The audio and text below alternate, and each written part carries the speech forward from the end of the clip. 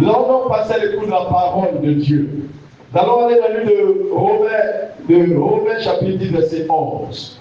Romains chapitre 10, verset 11. Il est dit, quiconque croit en lui ne sera point confus.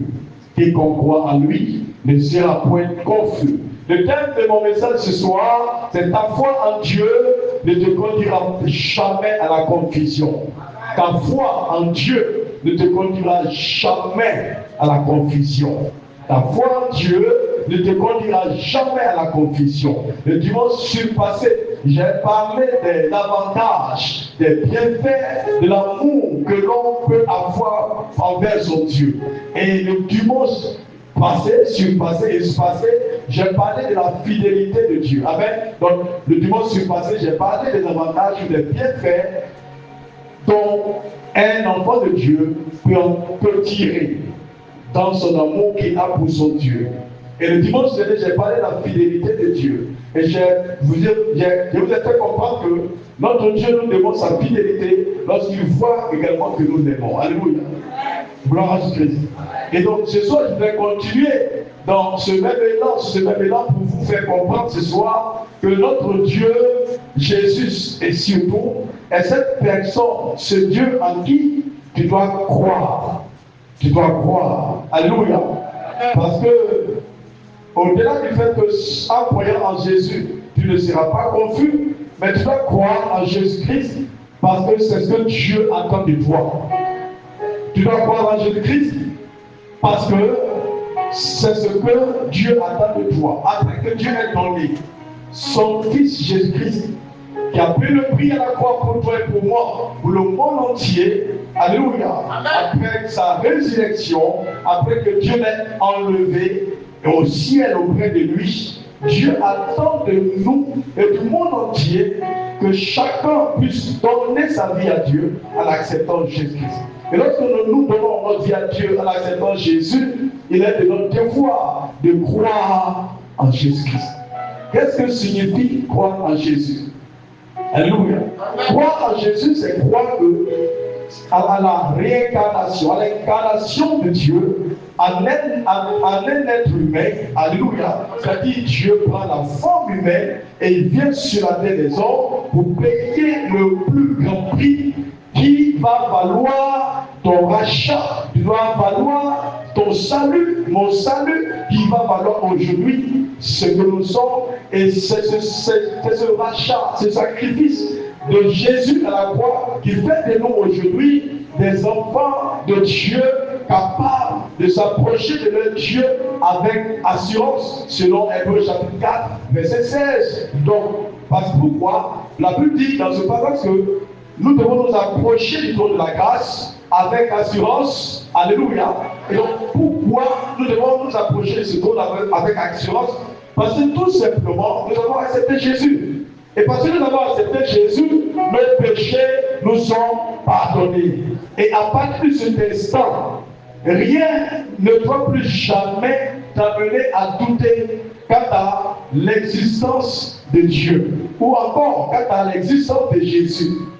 Et si tu crois que Dieu existe, si tu crois que Jésus existe, tu dois croire également que Jésus-Christ, avec ce qu'il a fait à la croix, a déjà tout payé pour toi. Alléluia.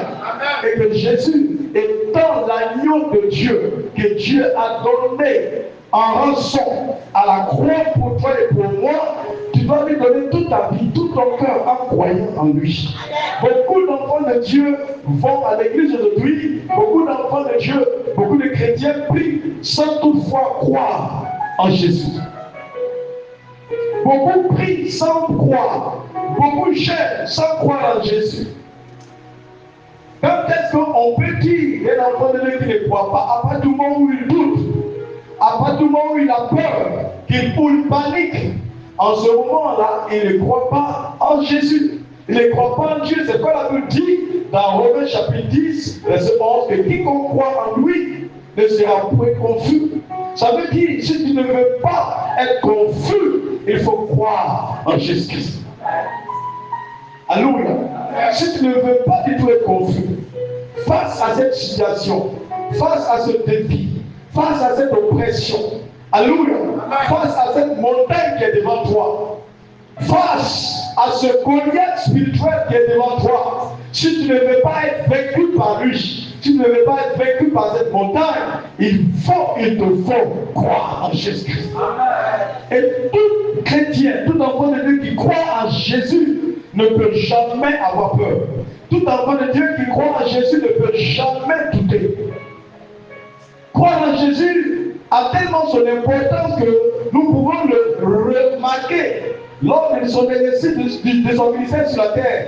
Ici-bas, Jésus, face à plusieurs cas de malades, de maladies, il a eu à leur demander, est-ce que tu crois que je peux le faire? Ça veut dire que le fait que cette personne est en face de Jésus, le fait que cette personne a dit à Jésus, guéris-moi, cela n'est pas suffisant. Jésus lui demande, est-ce que tu crois? Est-ce que normalement, après tout le monde, la personne a crié à Christ, ou la personne l'a arrêté? Alléluia.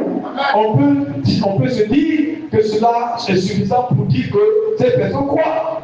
Mais Jésus connaît le cœur de l'homme. C'est pourquoi il pose la question, est-ce que tu crois? Tu m'as arrêté, tu m'as appelé, tu m'as arrêté, tu es venu vers moi, je t'ai appelé, tu es venu vers moi. Est-ce que tu crois que je peux le faire?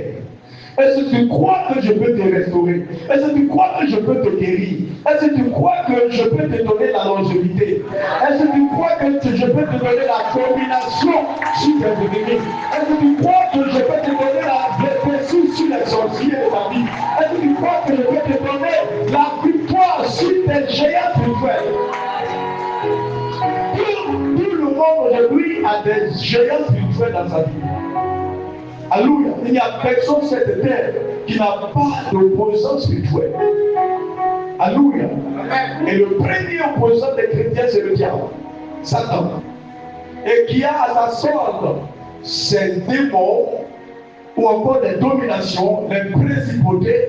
Et donc, quand on arrive ici-bas, on peut parler maintenant des sorciers. Sinon, les sorciers sont la plus petite catégorie même de ceux qui sont proches du diable. Alléluia. Gloire à Jésus. Donc, à partir de ce moment, tu te dis, malgré la présence des géants dans ma vie, je crois que Jésus a vaincu la mort. Amen. Il a vaincu la mort dans le séjour des morts. Il est entré dans le camp de la mort. Il est allé chez la mort, où la mort habite, et il l'a mis à sa place. Alléluia. Et la Bible dit qu'il a pris les clés de la victoire, les clés de la santé, les clés de la prospérité, les clés de ton succès sur tous tes ennemis. Et il est ressuscité avec, il est ressorti avec. Alléluia. Amen. Si tu crois en cette œuvre du Christ dans le séjour des morts, tu peux donc croire aujourd'hui que malgré ce que tu ressens, malgré la pression, cette pression présente, tu ne peux pas être vaincu. Tu ne peux pas être confus. Et c'est pourquoi la Bible dit, quiconque croit en lui, celui qui croit en lui, celui qui croit en Jésus, il ne sera jamais confus. Le vent peut être contraire. Tu peux ressentir la douleur dans ton corps. Mais ce n'est pas cette maladie qui va t'emporter. Ce n'est pas cette maladie qui va t'emporter. Ce n'est pas elle qui va t'emporter. Parce que celui qui donne la vie, c'est Jésus. Nous sommes dans un monde aujourd'hui où l'on n'a plus besoin d'être malade même. La majorité, depuis l'année a commencé. Amen. Parmi ceux qui sont partis là, ce n'est pas parce que plein étaient malades. Gloire à Christ. Amen, amen. Beaucoup, ce n'est pas par maladie. Donc tu comprends que ce n'est pas parce que ce mal, cette douleur est là, donc tu vois dessus de la mort à toi. Non. Alléluia. Gloire à Jésus-Christ. En toute circonstance et en toute situation, tu dois croire que Jésus-Christ est ton sauveur. Il t'a sauvé du péché et il te sauve également de cette maladie. Il te sauve de la mort. Il te sauve de l'oppression, de la sorcellerie. Il te sauve de la perdition. Il est également ton Seigneur. Après nous avoir sauvés, Jésus doit être notre Seigneur. C'est-à-dire, il règne en nous. Il règne sur notre vie. Il règne dans notre maison. Il règne dans toutes nos activités, dans tout ce qui nous appartient. Et lorsqu'il règne, si Jésus règne, dis-moi, par où l'ennemi peut passer, par où le diable peut passer, par où Satan peut passer, par où les sorciers peuvent passer pour t'inquiéter. Parce que quand ils arrivent, ils voient que le maître est là. Quand ils arrivent dans ta maison, ils voient que Jésus est là. Quand ils arrivent dans ta vie, ils voient que Jésus est là. Quand ils arrivent dans ton lieu de travail, ils voient que Jésus est là. Ils sont obligés de se rallier ou de fuir. Parce que Jésus est le Seigneur de ta vie.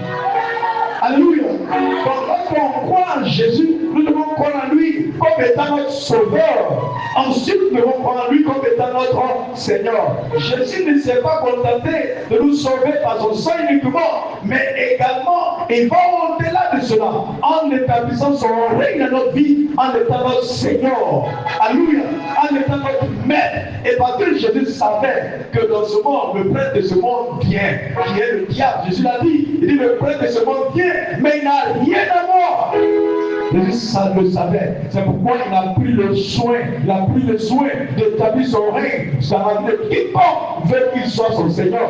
Jésus établit son règne dans sa vie pour être son Seigneur, afin de prendre soin de toi.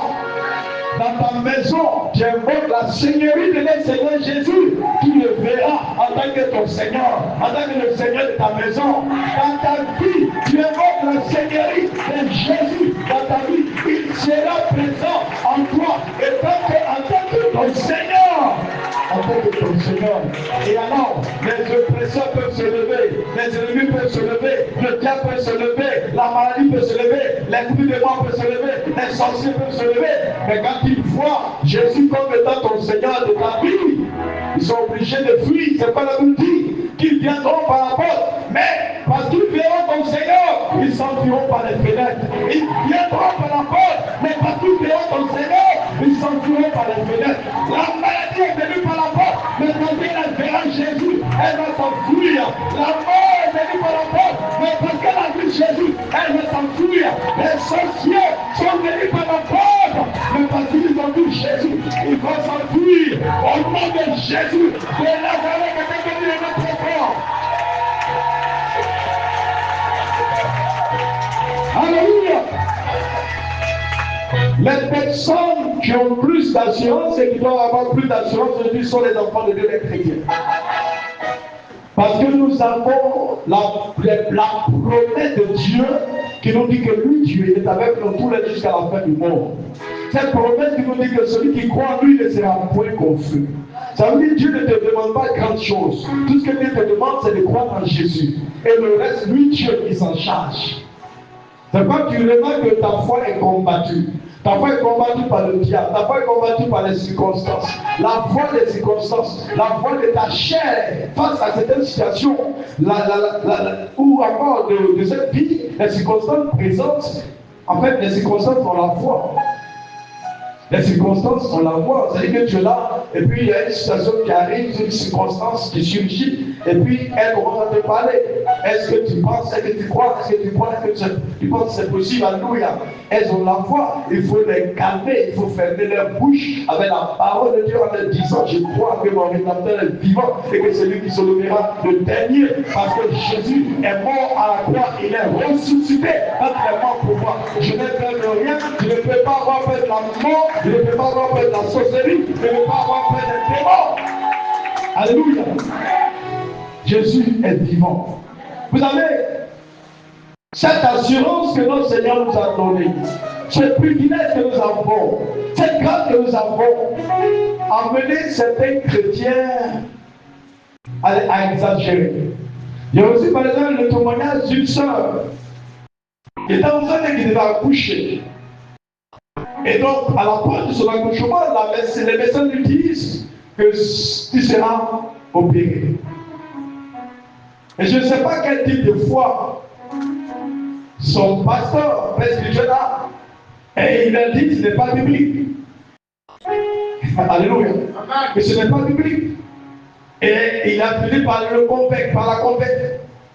Le jour de l'accouchement, pendant qu'elle poussait, ça n'a pas pu marcher. Alléluia. Ça veut dire quoi? Tellement nous avons reçu de Dieu, au point où nous ne faut même plus attention.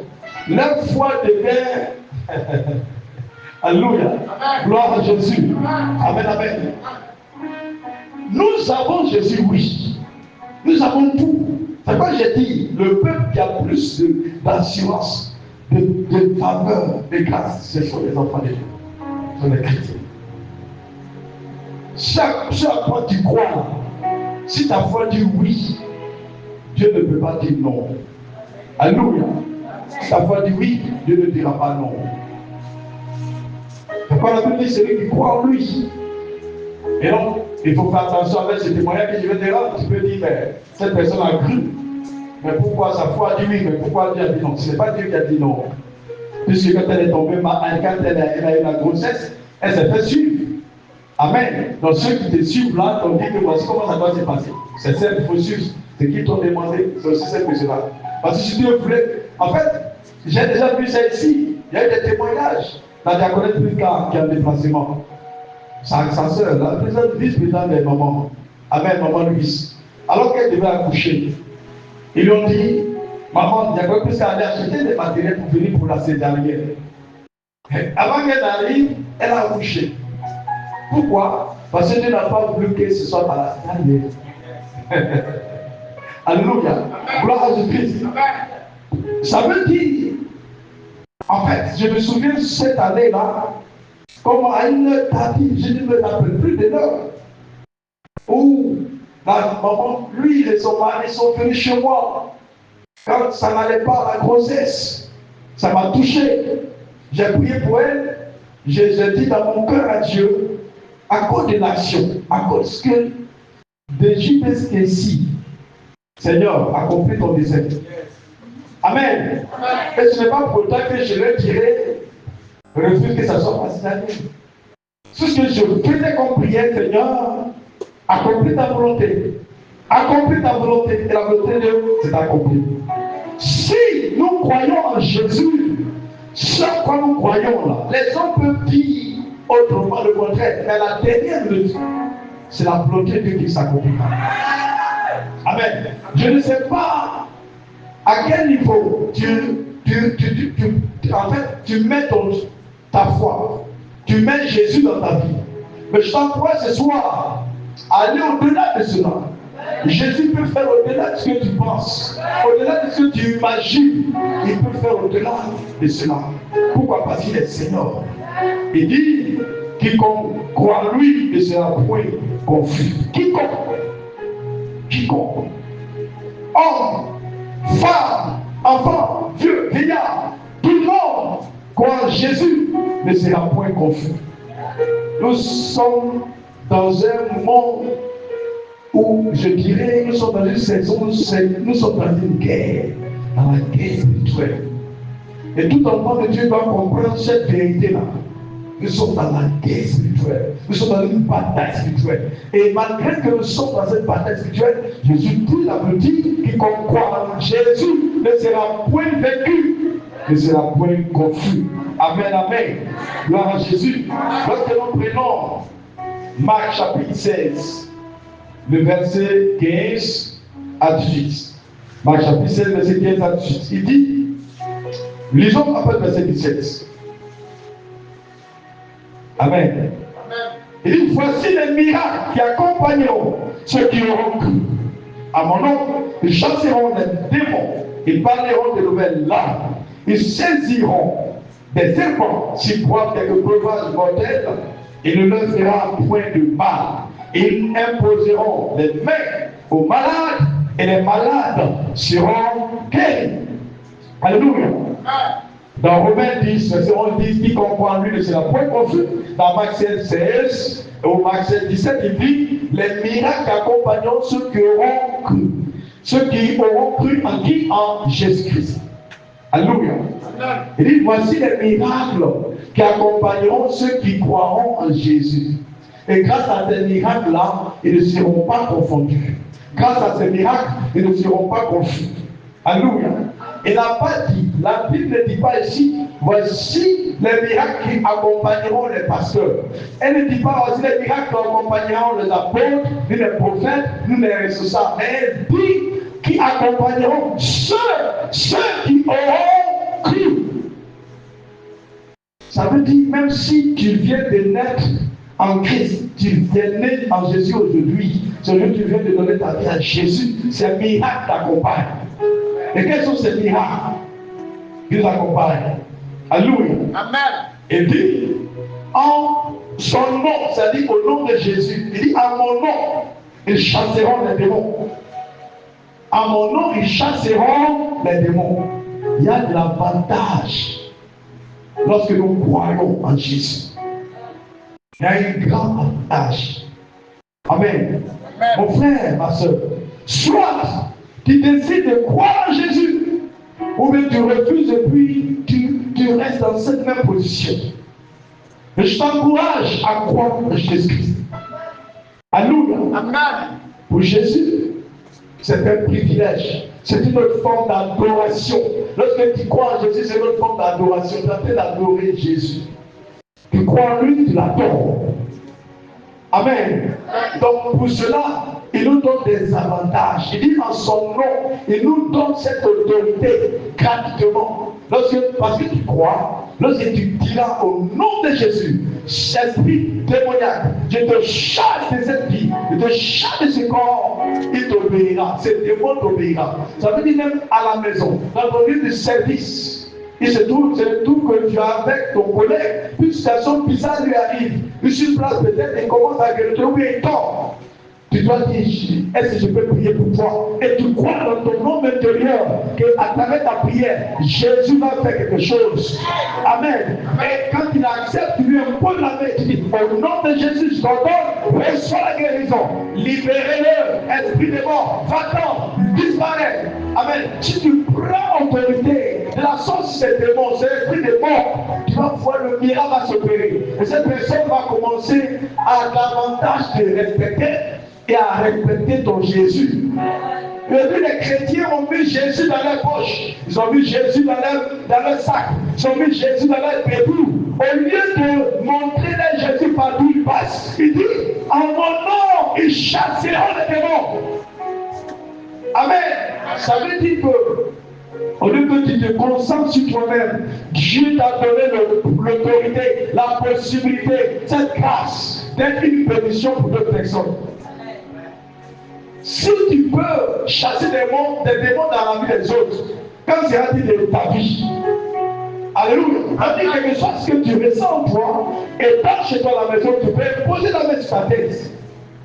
Si tu ressens une pression de la peur de la mort, ou la peur d'accident, ou la peur des attaques de la sorcellerie, tu poses la main sur ta tête, tu déclares, au nom de Jésus, j'ordonne que tout esprit de peur me libère. Je n'ai pas reçu l'esprit de peur, mais j'ai reçu l'esprit de force. Peur, va-t'en, mort, va-t'en, quitte ma vie, libère mon âme. Je pas autorité sur toi ce soir, ou si tu veux ce matin, tu déclares avec conviction, tu déclares avec foi, tu verras qu'ils vont t'obéir. Ils vont t'obéir et tu vas te retrouver. La nouvelle te sera favorable. Alléluia. Gloire à Jésus. Il dit, à mon nom, ils chasseront les démons. Voici les miracles qui accompagneront ceux qui auront cru. Il est temps que tu manifestes les miracles de Jésus dans ta vie. Il est temps que tu manifestes les miracles de Jésus dans ta maison. Il est temps que tu manifestes les miracles de Jésus partout où tu mets tes pieds. Alléluia. Face à n'importe quelle situation que tu ne trembles pas, que tu ne paniques pas, que tu n'aies pas peur, mais que avant toute initiative, que tu prêches, que tu prennes l'autorité. Parce qu'il y a beaucoup de maladies aujourd'hui, ce sont des démons qui sont la base. À plusieurs reprises, la Bible nous a parlé de plusieurs personnes, de cette dame par exemple, le jour du sabbat, quand Jésus est entré dans une des synagogues, la Bible dit qu'il y avait une femme qui était possédée et elle était courbée. Pendant 18 ans, elle ne peut pas se redresser. Pendant 18 ans, donc c'est de cette même dans cette position-là, elle se promène. Elle va à l'église, à la synagogue, pour écouter la loi de Moïse. C'est comme cela pendant 18 ans. La Bible déclare, la Bible précise qu'elle avait été possédée. Et quand Jésus la voit, Jésus ordonne sa guérison. Et les démons la libèrent. Et elle se redresse. Elle est guérie. Amen. Amen. Ça veut dire que pour ce cas-là, ce n'est pas une affaire de médecine, c'est une affaire d'autorité, c'est une affaire du nom de Jésus qui va restaurer sa vie et c'est ce qui a été fait. Il faut que tu comprennes que tu as le devoir de te réveiller en fin de ton sommeil et de prendre autorité désormais sur tout ce qui ne va pas dans ta vie. Il faut avoir la plus de déclarer sur ta vie, pour ta guérison, pour ta restauration. Ce qui est spirituel va disparaître. Et puis tu continues ton traitement. Tu verras ce que Jésus fera. Beaucoup de mots aujourd'hui dans ta vie, ce n'est pas des choses, des mots qui sont naturels. Il y a des cas qui sont surnaturels. Plusieurs cas. Le diable t'attaque, il envoie des démons dans ta vie pour te mettre en retard, pour t'empêcher d'accélérer ta course pour ton sommeil, pour ta destinée. T'amener à penser à ce qui ne va pas dans ta vie et perdre de vue ou perdre de vue. Amen. Le sommeil, la vision. En fait, c'est l'objectif du diable. Quand il t'attaque par les maladies, il t'attaque, amen. Il veut que tu braques des regards sur l'état de sa santé et tu fais perdre de vue ta vision, le sommeil, la promesse de Dieu, le plan de Dieu. Parce qu'à partir du moment où tu es là, tu es en train de dire, est-ce que je peux vivre? Est-ce que je pourrais vivre? Est-ce que je pourrais atteindre 10 ans encore? Est-ce que je pourrais vivre pendant 20 ans? Est-ce que je pourrais vivre pendant 30 ans? Le diable est là, il a canté, voilà, c'est ça. Il a dévié tes pensées. Il a dévié tes pensées. En ce moment-là, tu ne peux plus avoir la confiance pour courir, pour ta destinée, pour te sauver. Or, c'est ce qu'il veut combattre. Amen. Donc, il y a des situations, il suffit que tu prennes l'autorité et le diable te laisse tranquille. Et quand tu continues ta course, quelqu'un peut dire avec très fort. Il dit, ils parleront de nouvelles langues. Ensuite, il dit, ils saisiront des serpents. Waouh. Il dit à mon nom, ils saisiront des serpents. Il dit, quiconque croit en Jésus peut saisir des serpents. Il ne parle pas forcément des serpents physiques, mais des serpents spirituels. Vous savez, nous sommes dans un monde, ce qui domine plus les hommes, c'est l'hypocrisie. Amen. L'hypocrisie. Et la plupart, je dirais en général, tout ce qu'on nomme comme étant des sorciers, ce sont des hypocrites. Parce qu'un sorcier ne te donnera jamais son vrai visage. Il ne te montrera jamais son vrai visage, mais il cherchera en train comment faire pour t'éduquer. Et donc, par moment, tu peux saluer des serpents. Ils se transforment en serpents. Parlez que vous saluez. Amen. D'autres te saluent avec leurs pieds. Toi, tu ne sais pas. Tu vois la main. En réalité, dans le monde de l'esprit, ça avait son pied. Il va saluer. Alléluia. Et Jésus a déjà vu cela. Il savait que ces choses allaient exister. Le Père dit que vous saisirez, nous saisirons les serpents et ne pourront rien faire contre nous. C'est-à-dire, tout sorcier, toute personne qui se transforme en serpent et qui veut t'intimider, qui veut te troubler, qui veut te manipuler, ne pourra rien faire contre toi. Il veut tout faire et puis te faire du mal. Cela ne marchera pas. Cela ne marchera pas. Ton amène ne ressent pas ce que tu entends. Alléluia. Gloire à Jésus. Il dit, ils saisiront des serpents. Les familles, ce qu'on nomme des serpents, il y a des gens qui vont travailler leurs mains et tout ce qu'ils saluent, leur grâce, ils prennent leur grâce automatiquement. Ou encore, il y a changement de santé. Si lui il était malade, toi tu es en bonne santé, non? Vous vous saluez, il prend ta santé et toi tu prends sa maladie. Il y a des gens qui font ça. Amen. Amen. Même dans les accolades. Ou d'autres qui vont aller plus loin, ils te donnent leurs habits. Ou bien ils vont acheter quelque chose de travail et ils vont te donner. Amen, amen. C'est dans ce monde que nous sommes. C'est pourquoi tu ne dois pas dormir. Tu dois te réveiller. Alléluia. Amen. Et la preuve que tu es réveillé, c'est le fait que tu sois là ce soir. Acclame Jésus pour toi. Attends, Jésus te parle. Alléluia. N'attends pas l'autre que ça ne va pas avant. Non. Non. Alléluia. N'attends pas l'autre que ça ne va pas avant de crier à Jésus. Il faut prier. Même quand ça va, il faut continuer à chercher la face de Dieu. Parce que les ennemis sont nombreux. L'apôtre Paul dit, une porte est un accès efficace, mais ouverte. Mais les adversaires sont nombreux. Il y a des gens aujourd'hui, vous n'avez pas encore, ou encore je dirais, il y a certaines catégories d'adversaires qui ne se sont pas encore manifestés. Parce que vous n'êtes pas encore atteint certaines dimensions qui vont les réveiller. Ils attendent qu'on dise que tu as atteint certaines dimensions pour se révéler. Amen. Amen. Gloire à Jésus-Christ. Amen. Raison pour laquelle tu dois croire en Jésus. Parce que lorsque nous croyons, lorsque tu crois en Jésus, tu as l'assurance d'un avenir, un avenir meilleur, un avenir certain, un avenir prometteur excellent. Alléluia. Et puis, ils saisiront des serpents et ceux-ci ne leur feront rien. Et dit, s'ils boivent quelques breuvages mortels, il ne leur fera point de mal. S'ils boivent quelques breuvages mortels, il ne leur fera point de mal. Comme je l'ai dit, nous sommes dans un monde rempli de plein d'hypocrites. Amen. Amen. Où les gens s'empoisonnent à travers la boisson. D'autres, on les envoûte à travers de l'eau, à travers de la nourriture. C'est dans ce monde-là que nous sommes. Amen. Il y a des gens, ça dit qu'au départ, ils savent que, ils croient à leur avenir, à leur lendemain. Ils ont l'assurance, ils sont convaincus. Mais à un moment donné, ils croient, ils ne se retrouvent plus. Tout ce qu'ils font, ils ont l'impression que ça ne marche pas. Ils ont l'impression que leur vie, ça tourne en rond. Quelque part, tu as eu le malheur de croiser un mauvais sur ton chemin. De croiser un jour une mauvaise personne sur ton chemin. Qui a essayé de changer les choses dans ta vie. Qui a essayé de t'envoûter. Qui a essayé de t'empoisonner. Amen. Amen.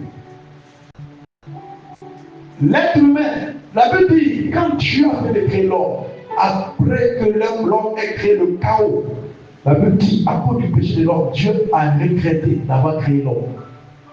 Ça avait lui un petit jour. Il ne parle pas avec Dieu, ça avait l'homme petit jour. Amen. Le propriétaire même a regretté l'avoir fait. Et puis toi aujourd'hui, après avoir donné 500 à la personne, et puis demain il t'a oublié, il dit, moi c'est moi qui t'ai fait, et puis tu m'as oublié, et Dieu est témoin. Mon frère, il a déjà fait ça à Dieu. C'est pas à toi, il ne peut pas faire ça. Tu es petit devant lui. Amen. Amen. Le cœur de l'homme est noir. Très très mauvais. Raison pour laquelle tu dois te confier en Jésus-Christ. Et tu dois croire en Jésus pour t'assurer sur la terre des hommes. Pour t'assurer. Dieu nous avertit et dit, malheur à celui qui se confie en l'homme. Parce que Dieu sait qui est l'homme. Amen. Tu peux ne pas avoir autour de toi, dans ton entourage, tu peux ne pas avoir des mauvaises personnes, comme mon frère, même dans ton lieu de service. De quelqu'un qui ne t'a jamais connu, même dans le véhicule, même dans le taxi. Parce que tu montes en train, l'auteur se dit ton parfum, ta tenue. Le gars même qui ne te connaît pas, et il devient jaloux, sans te connaître. Et sur place, s'il a la possibilité, il peut te faire du mal. Alléluia. Amen. Et surtout aujourd'hui, nos enfants sont les personnes que les jeunes guettent le plus. Amen. La rentrée est proche. Et lorsque nos enfants vont à l'école, il y a des enfants qui sont travaillés, qui ont été travaillés dans le monde de l'esprit et qui peuvent prendre les étoiles des autres enfants, qui peuvent changer les choses. Donc si tu es un parent que tu as ton enfant qui était bien, puis après, il ne se retrouve pas là. Il faut tourner des regards vers Dieu. Il y a quelque chose qui ne va pas. Amen. Crie à Dieu, et c'est Dieu qui va restaurer les choses, qui va rétablir l'ordre. Nous sommes dans un monde où il y a la méchanceté est partout. Amen, amen. Mais la bonne nouvelle pour nous, il dit, même si tu bois du poison, le poison ne te fera rien. Si ce que l'on t'a donné à consommer et que tu as eu à consommer cela, c'était pour te faire du mal, cela ne marchera pas. Parce que la vie de l'esprit est en toi. La vie divine est en toi. La vie sauvée est en toi. La vie de Jésus est en toi. Alléluia. Imagine. Si le breuvage mortel ne peut rien te faire, si le poison ne peut rien, en fait le poison, il y a des poisons qui détruisent tout. En fait le poison, ce n'est pas une affaire d'une heure de temps. Amen. Il y a des poisons qui sont vite, il y a d'autres c'est par, ça veut dire que par semaine, il se met un mois, et puis après ça vient peu. Alléluia. Gloire au Christ. Mais malgré cela, notre Dieu dit qu'ils ne te feront rien. Alléluia. Si le poison ne peut rien te faire, pourquoi tu as peur du résultat médical après examen? Amen. L'examen que tu as fait, le résultat que ça a donné, on dit il y a telle chose dans ton corps, il y a telle chose, et puis tu paniques. Tu as peur. Le même Dieu qui te dit que même si tu crois, des breuvages mortels ne feront rien. Parce que tu crois en lui, tu crois en Jésus, c'est le même Dieu qui est avec toi. Amen. Qu'est-ce qui neutralise le fait des breuvages mortels du poisson dans le corps des chrétiens? C'est la vie de l'esprit, c'est la vie sauvée, c'est le sang de Jésus. C'est le sang de Jésus. Amen. Donc, il faut que tu crois toujours également que parce que tu crois en Jésus, son sang est en toi, la vie de l'esprit est en toi. Donc, quelle que soit la maladie, la puissance de la résurrection, le sang de Jésus, la vie de Jésus neutralise la puissance de cette maladie dans ton corps. Vous savez, il y a des maladies, si ce n'était pas la main de Dieu dans ta vie, toi, tu ne vivrais pas. Mais aujourd'hui, tu continues de vivre comme si de rien n'était. Rien n'est alors les mêmes maladies ont tué les gens il y a longtemps. C'est là, parce que tu crois en Jésus, ce qui signifie, même si toi, tu ne peux pas mortel, ils ne lèveront rien. La vie serait en toi, la vie de l'esprit en toi, le sang de Christ est dans ton corps. Amen, amen. Et souvent, Dieu laisse certaines choses en nous. Amen. Dans ta vie pour te pousser à te rapprocher plus de Dieu. Amen. Dieu laisse certaines situations dans ta vie pour te pousser à te rapprocher plus de lui. Parce que tu es d'accord avec moi que lorsque ça ne va pas, c'est là que tu commences à crier à Jésus. Oh Dieu, aie pitié. Oh, il y a longtemps que tu n'as jamais fait ça. Alléluia. Il y a longtemps que tu n'as jamais fait ça. Il y a longtemps que tu n'as jamais fait une étape de prière. Mais quand on a donné le résultat, ou bien quand on t'a donné le résultat de l'examen, ou bien quand ta situation t'a commencé à voir que le vent est contraire, au nom de Jésus, ta foi là commence à grandir. Tu prends des chaînes multipliées, tu continues de combattre. Dieu dit, c'est ce qu'il fallait faire depuis longtemps. Amen. Amen. Donc il y a certaines situations, Dieu peut te délivrer de cela, enlever ça automatiquement. Mais il laisse ça. Il te dit que cela ne peut pas te tuer. Mais cela va contribuer à ton bien. Va te rapprocher plus de lui. Cela signifie quoi? Ne peut jamais perdre foi, donc ta foi en Christ. Parce que le vent est contraire. Jamais. Jamais. Rappelle-toi le jour où Jésus était dans la barque avec ses disciples. Jésus lui-même était dans la barque. Mais cela n'a pas empêché la tempête de se lever et vouloir renverser la barque dans l'eau. Dieu a laissé cela sciemment, expressément, pour que les disciples de Jésus voient encore une autre facette de Christ. Quand il s'est réveillé, il a stoppé la tempête. Et ils ont commencé à dire, qui est cet homme qui peut calmer même la tempête, qui parle au vent et puis le vent lui obéit. Alléluia. Il dit, les miracles qui accompagneront. Je crois qu'il n'allait, j'ai prêché sur ce thème en 2023. Amen. Il dit les miracles qui accompagneront. Ça veut dire que parce que tu crois en Jésus, Tu n'as pas besoin de prier pour ça avant que ça vienne. Cela t'accompagne naturellement. Parce que tu crois en Jésus. Si tu prends autorité sur n'importe quelle situation, tu chasses les démons vont partir. C'est ce qui signifie les miracle qui accompagne. C'est-à-dire que parce que tu crois en Jésus, là, quand tu chasses le démon, Dieu est dans l'obligation d'exécuter sa parole. Et cela doit t'accompagner. Cela t'accompagne. Amen. Et dans ce miracle, il dit, même si peut-être depuis ton enfance, l'on t'a fait consommer quelque chose pour faire de toi un sorcier inconscient. Mais après, tout le monde t'a donné ta vie à Jésus-Christ. Amen. Il dit, quelques preuves montraient que tu auras pu, ils ne te feront rien. Rien du tout. Parce que tu crois en Jésus-Christ. Amen. Dit des miracles. Chers bien-aimés frères et sœurs, nous sommes dans l'obligation, et tu es dans l'obligation de croire en Jésus. Jésus est vivant, Jésus est Seigneur, Jésus est mort et il est ressuscité dans les morts. La Bible dit, c'est pourquoi il a reçu les noms qui surpassent tous les noms. Et en ce nom, tout genou, devant ce nom, tout genou fléchit. Devant ce nom, tout genou fléchit. Mais pas parmi vous, plein d'entre vous se rappellent à plusieurs reprises pendant qu'ils dorment, quand ils font des rêves, des cauchemars, et que soit ils sont poursuivis, ou qu'ils sont oppressés. Quand ils disent Jésus, d'autres disent Jésus avant de se réveiller. Amen. Donc, le fait qu'ils prononcent Jésus, voit que les ennemis ont fui. Et d'autres, par contre, voient que dans cette bataille, pendant qu'ils dorment, pour pouvoir dire Jésus, c'est un tas de problèmes. Et le diable ne veut même pas que tu prononces, même en songe. Ce nom a tellement de puissance que même en songe, le diable ne veut même pas que tu prononces ce nom. Même en rêve. Même en rêve. Le diable a peur du nom de Jésus. Même en rêve. Même en rêve. Et tu n'as pas remarqué aujourd'hui que les gens utilisent le nom de Jésus pour jouer. Ils pour amener les chrétiens à ne pas accorder la valeur à ce nom. Ce nom est au-dessus de tout nom. Il faut que chaque fois que tu utilises ce nom, ça sort pour quelque chose de bon.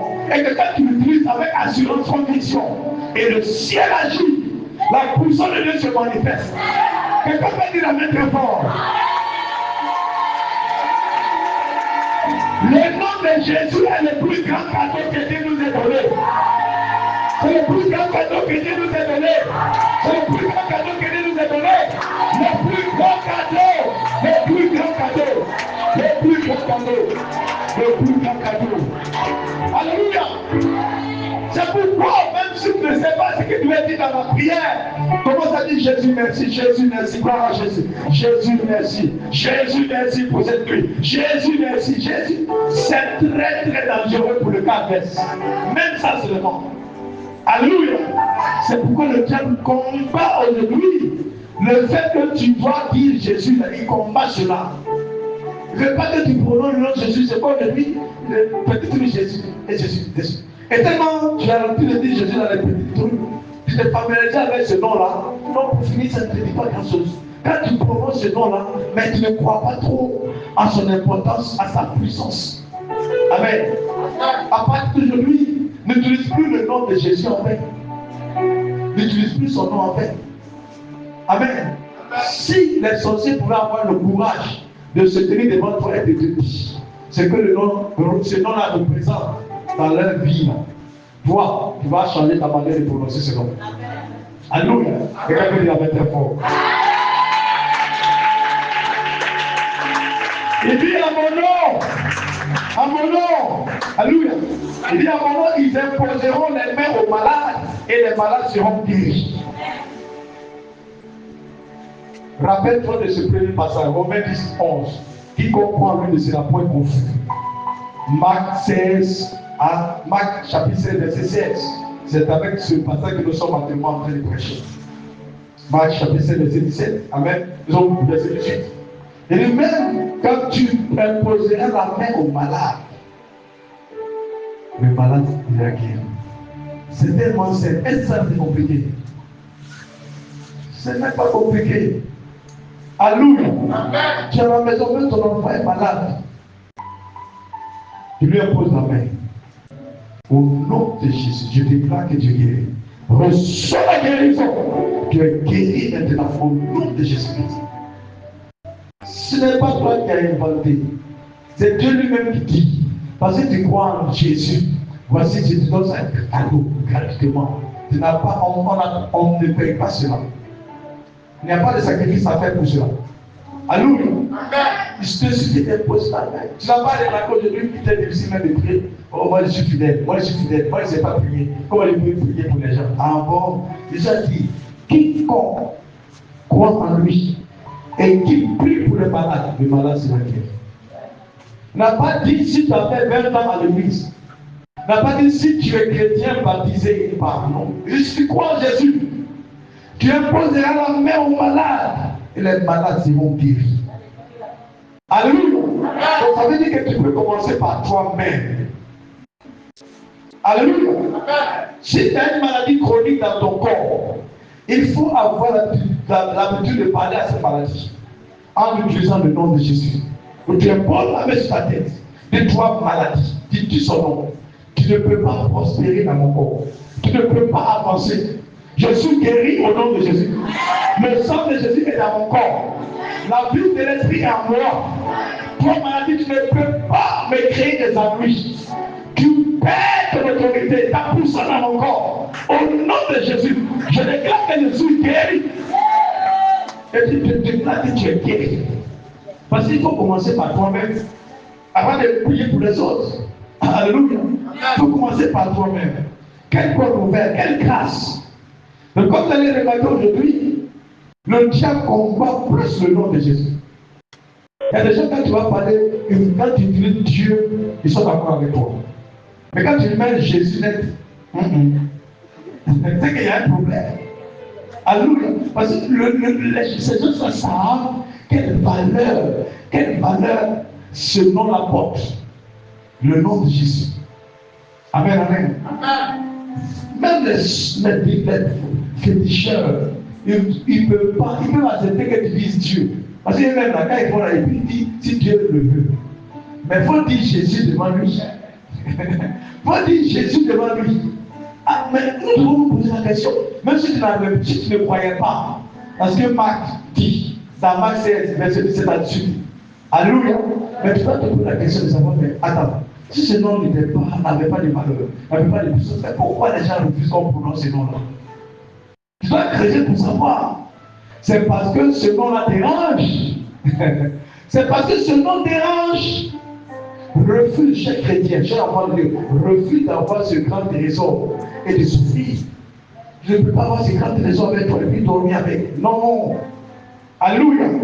À partir d'aujourd'hui, utilise le nom de Jésus pour te frayer le chemin. Utilise le nom de Jésus pour te frayer le chemin. Pour continuer ta course. À partir d'aujourd'hui, utilise le nom de Jésus pour combattre et pour vaincre tes ennemis. Dans le nom de Jésus. On va terminer avec Actes, dans le livre des Actes des Apôtres, chapitre 28, verset 1 à 6. Actes des Apôtres, chapitre 28. Juste après le livre de Jean, vient les Actes des Apôtres. Alléluia. Quelqu'un peut acclamer très pour le Seigneur. Amen.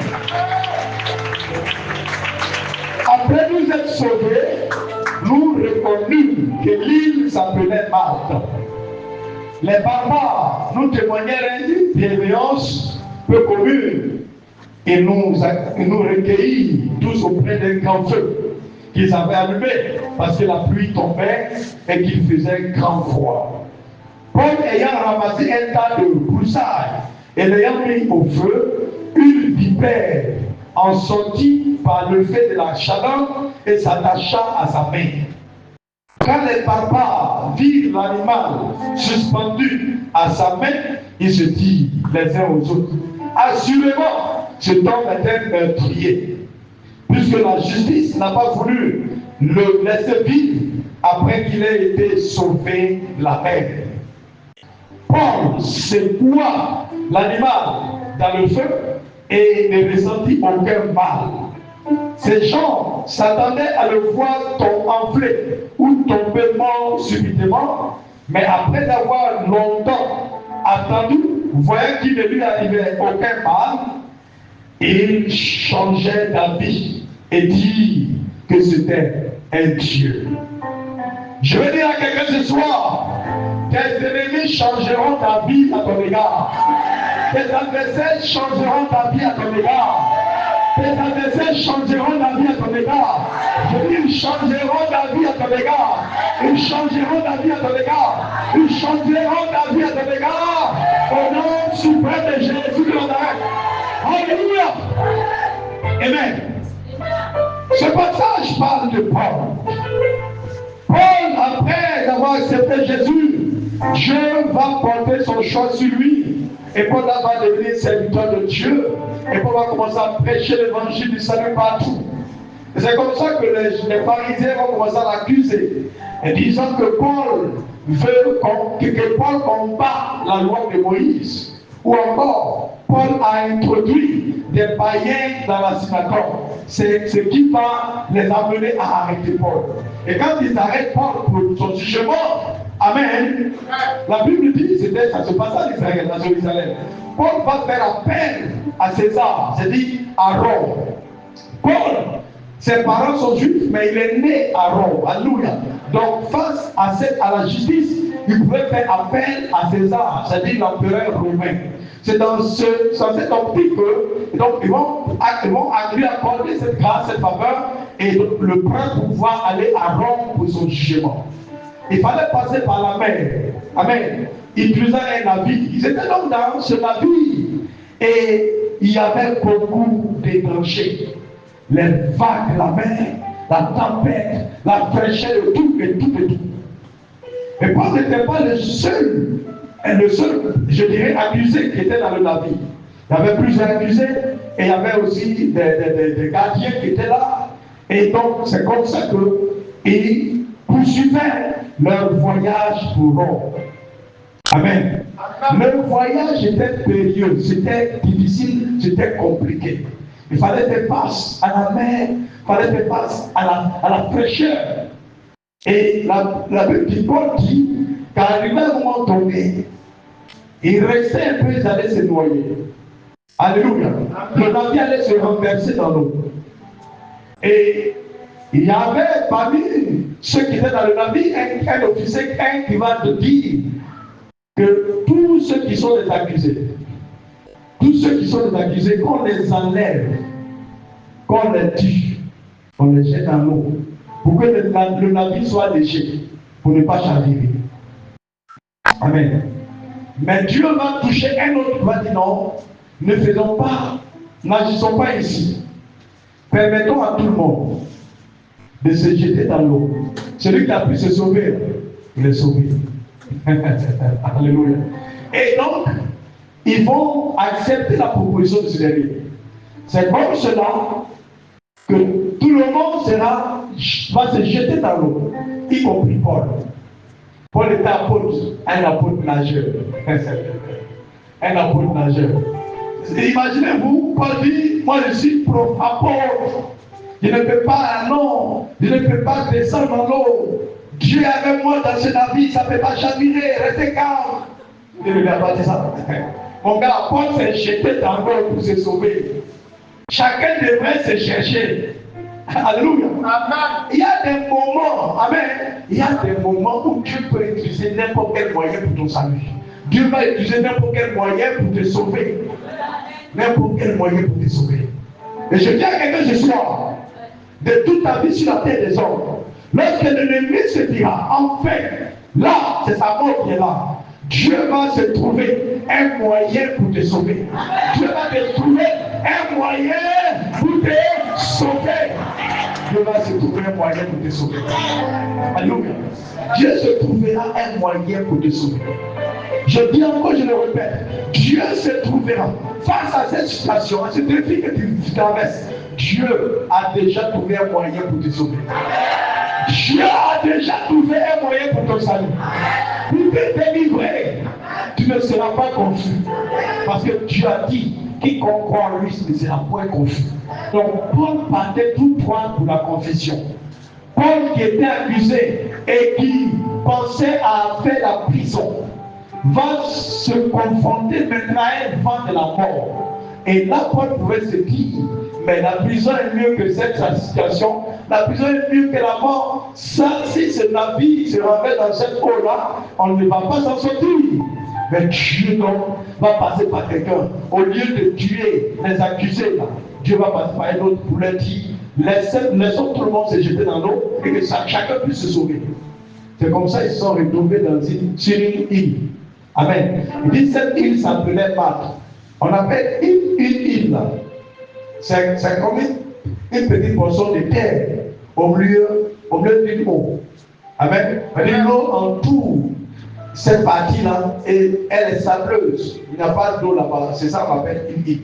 Donc c'est comme ça que Paul et ses compagnons vont se retrouver dans cette île. Et il y avait des barbares de la population de cette île-là qui étaient autour du feu, qui vont les recevoir autour de ce feu parce qu'il faisait vraiment frais. Et imagine-toi les gens qui venaient de sortir de l'eau, Paul qui venait de nager, avec ses tenues tout mouillées. Amen. Donc c'est une bonne nouvelle pour lui de vraiment se mettre auprès du feu pour se réchauffer. Comme ça a été la bonne nouvelle, a été pour tout le monde.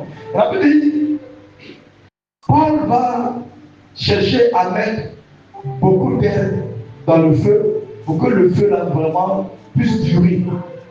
En cherchant donc les herbes pour les mettre dans le feu, quand il a pris l'herbe, il a soulevé des herbes. Il y avait un serpent dans l'herbe. Amen. Le serpent ne l'a pas piqué. Mais quand il a jeté l'herbe dans le feu, c'est là que le serpent, vu la chaleur du feu, a sauté. Les brebis et la piqué Paul. Il s'est accroché sur le bras de Paul. Ah! Le gars vient de frôler la mort dans la mer. Alléluia. Il vient de s'échapper de la fraîcheur. Quand il a vu le feu, il dit waouh, en fait, il y a un autre problème qui l'attend. Alléluia. Je veux dire à quelqu'un ce soir, ce que tu vis, ce n'est pas toi seul. Des gens ont vécu plus que cela avant toi. Paul a vécu, Paul est passé par là. Paul était accusé. Amen. Il était accusé. Et Paul est passé par la mer. Il devait mourir même périr dans la mer. Dieu l'a sauvé. Et il m'a dit, au moment où il s'est dit, enfin, je vais me réchauffer. C'est là qu'un autre problème surgit. Il peut t'arriver dans cette vie où tu te dis, qu'est-ce que j'ai fait à Dieu? Qu'est-ce que j'ai fait à Dieu? Quand cette situation est réglée, et que quand après une autre surgit, quand cette maladie, je suis guéri de cette maladie, et quand après une autre maladie surgit, qu'est-ce que j'ai pu faire à Dieu? Tu n'as rien fait à Dieu. C'est pour que la gloire de Dieu se manifeste dans ta vie. Je dis à quelqu'un, c'est pour que la gloire de Dieu se manifeste dans ta vie. Et cette gloire se manifestera. Elle se manifestera. Elle se manifestera. La gloire de Dieu se manifestera dans ta vie. Au nom suprême de Jésus. Au nom suprême de Jésus. Alléluia. Et vous savez, les hommes sont prompts à accuser. Quand ils ont vu le serpent qui s'est accroché sur le bras de Paul, il dit, on savait. L'homme là, c'est un mauvais type. C'est un mauvais type. Comme il s'est échappé de la justice des hommes, donc Dieu lui-même a décidé de le condamner. Alléluia. Comme il t'arrive aujourd'hui, quand la situation que tu vis, tu traverses, les gens voient que chez toi, dans ta vie, ça ne va pas. Amen. À tout moment, c'est toi. Comme je dis, à tout moment, c'est toi. À tout moment, c'est toi. Il faut te revoir. Il faut te revoir. C'est que tu as fait quelque chose. Tu n'es pas parce que tu as fait quelque chose. Amen. Ce n'est pas parce que Paul avait fait quelque chose. Mais c'est pour que Dieu puisse manifester sa puissance et sa gloire. Amen. La Bible dit, les gens qui attendaient que Paul tombe. Vipère, mon frère, il connaît une vipère. Alléluia. Son venin est très dangereux. Son venin est très puissant. Et c'est de là à là. Ce n'est pas une affaire de un jour. Alléluia. C'est lui qui s'est accroché. On n'a pas dit qu'il s'est accroché comme on le fait avec la montre. Il a piqué Paul, il a mordu Paul. Alléluia. Et quand au moins les gens observaient Paul pour le voir tomber, la Bible dit l'apôtre Paul a attrapé le serpent. Il a secoué, il a jeté dans le feu. C'est là-bas ta place. Amen. Bon, ça n'a rien dit aux accusateurs de Paul. Les accusateurs de Paul, ce qu'ils attendent, c'est de voir Paul mourir. Pour eux, c'est ce qui devait arriver. Parce qu'ils vivent avec les vipères, ils savent ce qui représente la vipère. Combien de personnes la vipère a éliminé? Alléluia. Ils savent. Et la Bible dit, pendant qu'ils observaient Paul, quelques temps après, Paul continue de se réchauffer auprès du feu. Paul continue de causer avec eux comme si de rien n'était. Ah! Attends, l'homme là. Attends, est-ce qu'il est normal? Amen. Ça veut dire, les choses se préoccupaient de Paul. Mais Paul ne se préoccupait pas de lui-même. Parce qu'il a compris ce que Jésus a dit dans Marc chapitre 16, verset 17. Il dit même s'ils boivent des breuvages mortels, ils ne leur feront rien. Même ils attraperont le serpent. Et le serpent ne fera rien. Paul savait, Paul connaissait cette vérité. Et c'est ce qu'il a pratiqué dans son cœur. Dans son homme intérieur, il a manifesté cette foi. Il s'est dit, Dieu, si tu me laisses tomber, parce que cette vipère m'a piqué, tous ceux-là n'ont plus croire en toi. Jésus disait, Amen. Donc c'est pas l'idée tranquille. Je veux dire à quelqu'un ce soir, quoi qu'il t'arrive, que ce soit ce que tu peux traverser, que ce soit la situation, Amen. Amen. Tu peux croire en Jésus. Il est ton Seigneur. Il est ton guérisseur. Il est avec toi. Au moins les gens attendent à ce que tu tombes. Tu ne tomberas pas. Tu ne tomberas pas. Dis avec moi, je ne tomberai pas. Je ne tomberai pas. Je ne tomberai pas. Je ne tomberai pas. Je ne tomberai pas. Je ne tomberai pas. Je ne tomberai pas. Je ne tomberai pas. Tu ne tomberas pas. Alléluia. Les gens disent, mais cette maladie-là, c'est elle qui a tué. Les gens que je connaissais depuis longtemps, c'est elle qui a tué. Tes ancêtres, c'est elle qui a tué. C'est elle qui a tué. Mais à ton niveau, tu dis, moi, je sais qui je suis. J'ai la vie divine en moi, la vie de l'esprit en moi, le sang de Jésus-Christ dans mon corps. Je ne peux pas mourir de cette maladie. Cette situation ne peut pas m'emporter. Elle ne peut pas m'emporter. Elle ne peut pas m'emporter. Elle ne peut pas m'emporter. Mon Dieu ne peut pas me livrer. Mon Jésus ne peut pas me livrer. Parce que je crois en lui. Parce que je crois en Jésus. Il ne peut pas me livrer. Jésus ne te livrera pas. Je dis à quelqu'un ce soir, Jésus ne te livrera pas. Il ne va pas te livrer. Il ne va pas te laisser. Il ne va pas t'abandonner. Cette situation ne te déracera pas. Cette situation ne te vaincra pas. Cette situation ne te vaincra pas. Parce que tu crois en Jésus. Et Jésus est ton Seigneur. Il est ton sauveur. Il est ton protecteur. Il est ton défenseur. Et tu dis yes. Yes. Yes. Yes. Yes. Yes. Accorde très fort Jésus. Alléluia. Amen. Amen. Quand ils ont cru que Paul n'est pas tombé, et même ils ont commencé à dire, lui là c'est un Dieu. Amen. Paul ne leur a pas dit qu'il est Dieu. Et même ils disent, lui là c'est un Dieu. Et effectivement, ils sont dans la révélation. Parce que dans Somme 82, verset 6, il est dit que nous sommes des dieux. Nous sommes des dieux. Jésus, quand Jésus arrive, Jésus en son époque, il dit, n'est-il pas écrit que vous êtes des dieux? N'est-il pas écrit que vous êtes des dieux? Laisse ces personnes aller mettre le médicament sur ton passage. Laisse ces personnes aller mettre le piège devant toi. Laisse ces personnes amputer ta nourriture. Laisse ces personnes faire ce qu'ils veulent sur ton lieu de travail. Laisse-les faire. Mais ça ne peut pas marcher. Ça ne peut pas réussir. Parce que tu es un Dieu. Tu es un Dieu. Tu es un Dieu. Tu es un Dieu. Tu es un Dieu. Tu es un Dieu. Tu es un Dieu. Alléluia.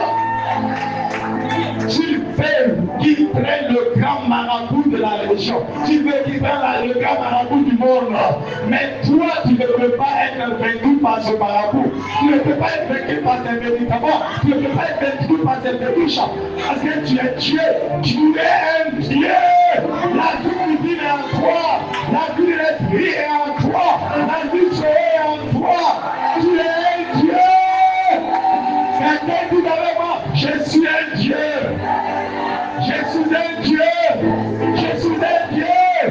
Je suis un Dieu. Au nom de Jésus. Au nom de Jésus. Au nom de Jésus. Quelle que soit la situation qui peut arriver d'ici, les jours, les semaines, les années à venir dans ta vie, qui va représenter une difficulté dans ta vie, je te dis, elle ne te terrassera pas. Elle ne pourra pas te terrasser. Elle ne pourra pas te terrasser. Parce que tu as la vie de l'esprit en toi. Tu as la vie Zoé en toi.